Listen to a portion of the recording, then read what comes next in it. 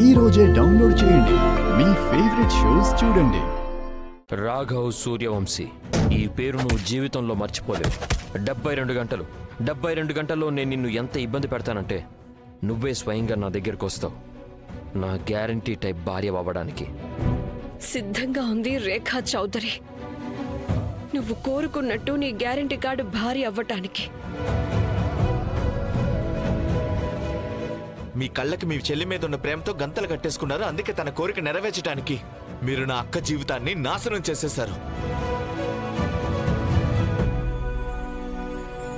అన్నయ్య, బయటంతా పిచ్చి గొడవ జరిగింది కదా, అదంతా నువ్వు సరి చేస్తావు కదా. నువ్వేమన్నావు అన్నయ్య, నాకు తెలుసు నా పద్ధతి చాలా తప్పయి ఉండొచ్చు, కానీ నేను ధ్రువుని నిజంగానే ప్రేమిస్తున్నాను. కానీ చూడు, తను ఈ రోజు ఏం చేశాడో, ఎంత పొగరు చూపించి వెళ్ళాడో. అతను అసలు ఎవరు, తన స్థాయి ఏంటి అని. ఒక ట్రాన్స్పోర్ట్ కంపెనీలో పనిచేస్తున్నాడు. ఒక మామూలు అబ్బాయి, రిచ్ కాదు, మేజర్ డిగ్రీ కూడా లేదు. In fact he is to be lucky. తనకి నాలాంటి రిచ్ అండ్ బ్యూటిఫుల్ అమ్మాయి దొరికినందుకు. నీకు ఇదంతా ప్రేమ అనిపిస్తుందా? నువ్వు దీన్ని ప్రేమ అంటున్నావా? అవునన్నయ్య, ఇది ప్రేమ కాకపోతే ఇంకేంటి? లేదంటే రాఘవ్ సూర్యవంశీ చెల్లి ధ్రువ్ లాంటి అబ్బాయికి ఎందుకు వాల్యూ ఇస్తుంది? నిజంగా నువ్వు చేసిన దానికి పశ్చాత్తాపడట్లేదా? పోనీలే, నీదంతా నీ తప్పు కాదు, ఇదంతా నా తప్పే. నేను నీకు ఇవన్నీ ఎప్పుడూ నేర్పించనేలేదు. అందుకే నువ్వు మోసానికి ప్రేమ అని పేరు పెడుతున్నావు. అండ్ ఒక సాదా సీదా అబ్బాయి లైఫ్ లో ఏదో సాధించాలనుకున్న వాడిని అతన్ని నువ్వు మామూలు వాడు అంటున్నావు. నువ్వు ఈ విషయం అర్థం చేసుకుని తీరాలి. ఇంట్లో మెట్లు గనక ఒకసారి దిగావనుకో మళ్ళీ ఈజీగా ఎక్కేయచ్చు, కానీ ఒకరి మనసులో నుంచి దిగిపోతే ఇక దిగిపోయినట్టే. ఎవరు నువ్వెవరో నాకు తెలియట్లేదు, ఎందుకంటే నా ఇది అస్సలు ఉండదు. అన్నయ్య, వాళ్ళు నీ మైండ్ లో నా గురించి ఎంత బ్యాడ్ ఇంప్రెషన్ క్రియేట్ చేసేశారు. నేనేం చేసినా అది నా ప్రేమ కోసమే చేశాను, నా దగ్గర వేరే ఆప్షన్ లేదు.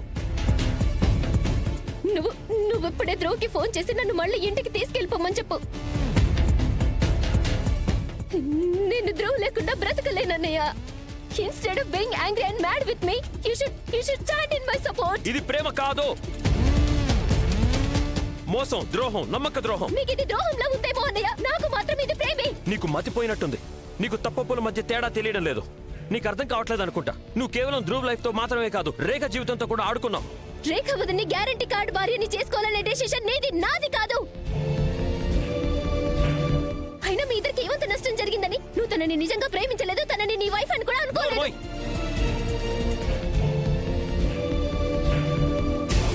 అత్తయ్య, తనని ఇక్కడి నుంచి తీసుకెళ్ళిపోండి. లేకపోతే ఏంటన్నయ్య? లేకపోతే ఏ చేతులైతే నిన్ను ఈ రోజు వరకు ప్రేమగా నిమిరాయో ఈ రోజు అదే చెయ్యి నీ మీద ఎత్తాల్సి వస్తుంది.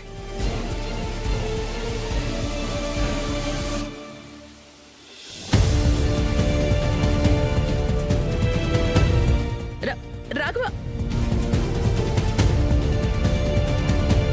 ఉన్నతి పద.